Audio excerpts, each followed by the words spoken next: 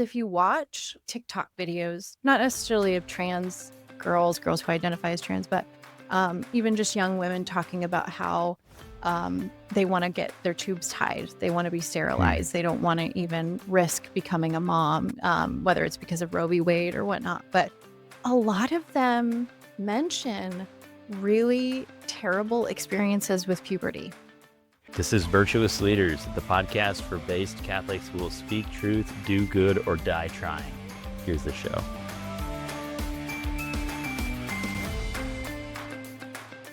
Today's guest had the misfortune of graduating from Georgetown and is currently a fellow at the Center for Bioethics and Culture, as well as the editor of Natural Womanhood. Welcome, Grace Emily Stark. Thanks for having me, Johan. Appreciate the not so subtle dig at Georgetown. I can take it. It's okay. Good. So tell us about Natural Womanhood. I know you do other things. You write for other publications, but I was on the website and I realized pretty quickly that this website is not aimed at me or my demographic. So I want to just hear it from you instead. Sure. Yeah. So Natural Womanhood is a nonprofit organization based out of San Antonio, but we have a global reach. We're the online magazine of fertility awareness and women's health. We talk about really all things women's health, although we got started as an organization to mainly talk about and promote natural family planning. So the idea that you can work with a woman's cycle of fertility for family planning purposes, rather than use something like birth control.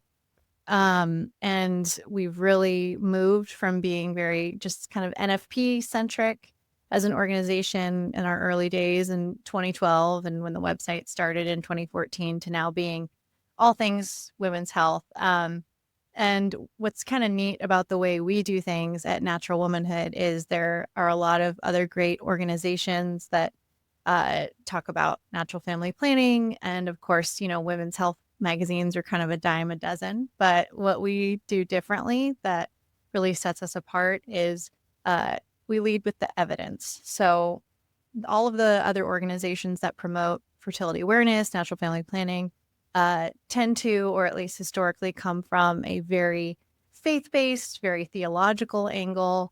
And there's nothing wrong with that. But it was something that our CEO saw as kind of a barrier for some folks to seeing the benefit of natural family planning, of fertility awareness, and seeing that it could be applicable to them. So we lead with the science. We lead with the evidence. When it comes to those issues, we show that this is not like woo-woo type of stuff. It's actually based in the science of biology, our bodies, how our bodies work, the natural rhythms that are built into the woman's body.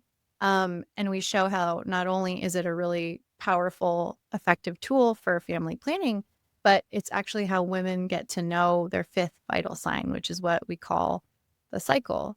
And so it's a really powerful health tool. I like to tell people that like a woman's cycle, when it's well charted, is as powerful in the right doctor's hands as an EKG is in the hands of a cardiologist. Like it's this really great snapshot of not only what your reproductive health looks like, but what your overall health looks like. And when you can find a doctor who can appreciate it for what it is, there's all sorts of awesome opportunities for getting women healthier, starting with, really doing a deep dive into her cycle health. And so we promote all of that in Natural Womanhood, again, leading with the science. And so that's really where we have been able to branch out as an organization that started just really talking about NFP, natural family planning, to now talking about all things women's health. Because once you see that the cycle, the menstrual cycle, our cycle of fertility as women impacts our whole bodies, our whole health, you can't unsee it. And you start kind of thinking about your health as a woman very differently when it's grounded in the fact that like your female body is good and it's powerful and it's healthy.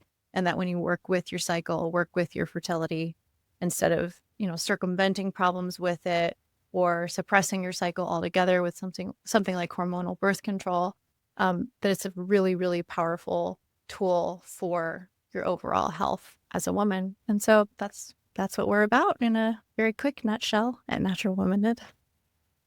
My listeners are based Catholic parents. How can they benefit from your website? So we have this really awesome program. Gonna toot our horn on this for sure, called Period Genius. It's an online body literacy education program that we developed for young girls. Target audience is like 8 to 12-year-olds. So we want to educate girls about the changes that they're going to experience in puberty, and not only educate them about those changes, but contextualize those changes so that they understand why um, they're growing hips, why they're growing breasts, why their emotions are changing, and that it's all geared towards this really awesome, beautiful reality of being able to conceive, carry, deliver, and feed life. And so, because we've found that a lot of the root of a lot of our societal ills come back to young women not understanding their bodies well.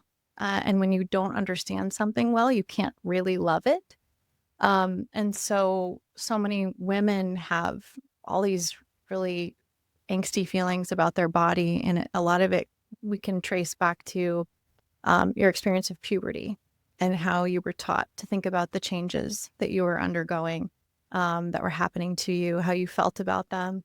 And so when we educate girls, ideally even before they have their first period, about these changes and frame them as something really good and beautiful, we can really kind of right the ship on a lot of things that have followed on from really kind of like our failure to educate and empower young women for multiple generations about their bodies. And so that's what our Period Genius program does. And what's really neat about it is we position parents as being the primary educators of their daughter with this program, acknowledging that not every parent has really in-depth knowledge of the female body and puberty and cycles. You don't need to be an expert because we give you all of the information.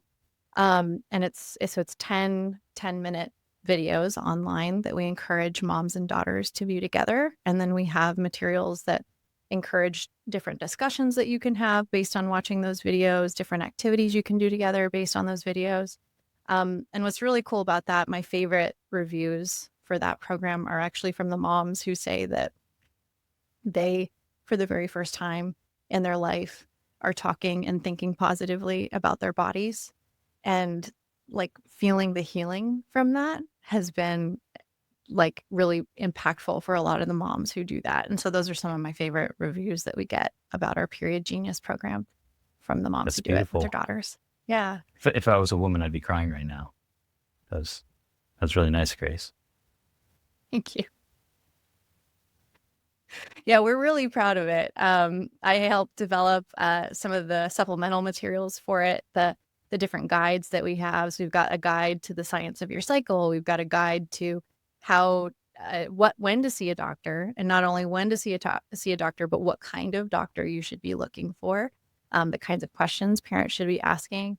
So we kind of hold, mom and dad's hand, whoever's doing the program with the daughter, so that they're the ones who are informed, so that they can be seen as the authority on these issues with their daughters. And it really bridges, like, makes some beautiful communication happen between daughters and their parents, which we really love to see, and that we think is really, really important to instill in young girls before, ideally, they start going through puberty. But better late than never. We've had some moms tell us that their like 16-year-olds have been sitting in on it as they've been doing it with their 10 or 11-year-olds, and they're learning a lot too. And I think it's a testament to our program that that wide range of ages can learn from it without feeling like they're being talked down to, and then it's still interesting.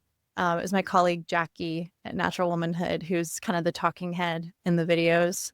She's doing the explaining, and she's great. She's just so like engaging, but also maternal, so you feel safe, but also like you want to listen to. She's great. She strikes a great note. She was perfect for it. And I can encourage anybody who wants to know more. We have the first video of the series of 10 free for you to view on naturalwomanhood.org if you want to get a taste of it first. Sure. Yeah. So I personally believe it's really important for society to be united, and even from different backgrounds. But a lot of my listeners want to hear how your website destroys the position of woke liberals. So what would you respond to that? I would say that we're not in the position of trying to destroy anyone. Destroy their position intellectually Sure. while loving them as unique creatures of God. Sure. I think actually what we do with Period Genius is really profound in that in particular. Not to keep harping on Period Genius, but now that you got me talking about it, I kind of tell people tongue in cheek that I almost see it as like the trans proof your daughter program in a way, in that, and I mean that Nice. like kind of just very cheekily, in that I have seen with a lot of the trans movement and the fact that it's now kind of the modern movement of it is now young women who seem really disaffected with femininity, and kind of wanting to throw in the towel on being a woman altogether. It's really interesting because if you watch like TikTok videos, not necessarily of trans girls who identify as trans, but even just young women talking about how they want to get their tubes tied. They want to be sterilized. They don't want to even risk becoming a mom, whether it's because of Roe v. Wade or whatnot. But a lot of them mention really terrible experiences with puberty. That seems to be something that a lot of these girls mention. And also, they talk about having really terrible, awful, painful periods that no one has ever given them real help for. They've just been put on birth control. And then the birth control makes them have mental problems a lot of the times. We know that putting young girls on birth control in particular, just skyrockets their risk for depression and anxiety. There are some really great studies out of the University of Copenhagen from several years ago now, but they were really groundbreaking when they came out. And I want to say like 2018, 2019, that showed that young women, teen girls in particular, who are put on hormonal birth control just have astronomically higher rates of depression and anxiety. And so we've taken these young girls, we've not taken their experience of puberty seriously. In a lot of cases, they've been made to feel like, especially with their periods, that it's something dirty or shameful that they need to hide. And then we tell them like, oh, this is, if they have pain with it, or, heavy periods and it's disrupting their life, we just tell them, oh, this is your lot in life as a woman. And you either go on birth control or, you just kind of have to deal with it. And if you do go on birth control and you don't like the way it makes you feel, well, that's it. That's all we have for you. And then we sit back and we wonder, like, why do girls hate themselves? Why do girls not want to be girls anymore? And so I think that that's what's really powerful about something like our Period Genius program, where we're like, here's what's going to happen to you. We're going to let you know, and we're going to make you feel safe about it, make you feel knowledgeable about it. So it feels less like something that's kind of happening to you that you can't control.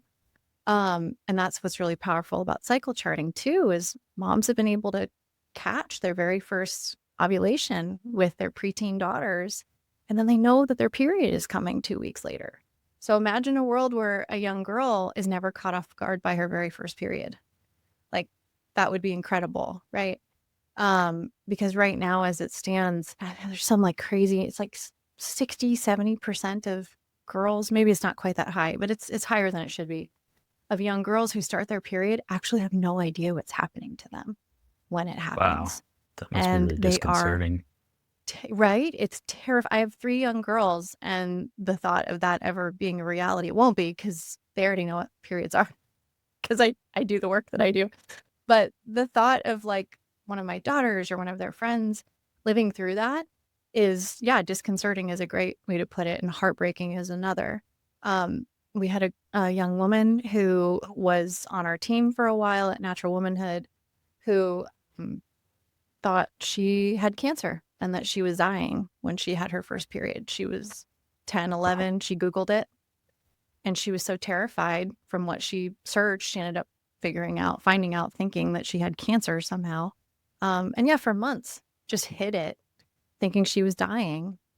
And that's not a world that I want to live in. That's not a reality I want for any young woman. And we can do a lot for women's relationships with themselves if we give them proper body literacy education at a young age, even before they start their periods, and so that they can see these things as good and natural and that their body is doing what it's supposed to do. So that's one thing that I think we're doing that's really powerful. The other one is we have cycle mindfulness clubs on college campuses, which are really cool. They're support groups that young women run on college campuses across the country. We started with only 2 clubs at Texas A&M like 3 years ago, and now we have over 30 all across Nice. the country, at university campuses all over the country. And so we train up a young woman to lead it. We just have them come to us and say, "Hey, I'd like to lead it in my club." And we say, "Great, apply." And then we train them up, and they go back to their universities and they lead these clubs, and they have great discussions. They learn about kind of like the basics of cycle charting, but also what it means to kind of live out the embodied reality of womanhood. So, you know, they'll talk about the reality of having libido, and that your your libido is strongest around ovulation. So, let's talk about maybe the kinds of decisions we should be making when we know we're in this heightened state. Like maybe we shouldn't be like being in our dorm room watching movies in the dark with our boyfriends when we know mid-cycle when our libido is highest, and so we might not be making the best decisions then. They talk about these things very openly and honestly, just what it means to be a woman who's knowledgeable about her body and the different ways that the different phases of our cycle affect us, not only physically but emotionally and mentally too. And so we've seen some really, really awesome testimonials come out of those clubs too. Young women who join the clubs not really knowing anything about their bodies, not having a great relationship with their bodies, feeling like, they've had these painful periods their whole life they never knew how to deal with, and that they just kind of had to suffer through it. And by the end of the year, we give them these surveys, and all the answers are stood on their heads. Yeah. They understand why they were created the way that they were, why their body works the way it does. They have confidence now that they can find the right kind of doctor to help them actually heal and get better. And so they can actually protect and preserve their fertility that way for later on when they want to become moms. So there's a lot of really good stuff coming out of our cycle mindfulness clubs too. And I think all of this is how we really are changing the culture. That and our online magazine, which as the editor in chief, that's what I run.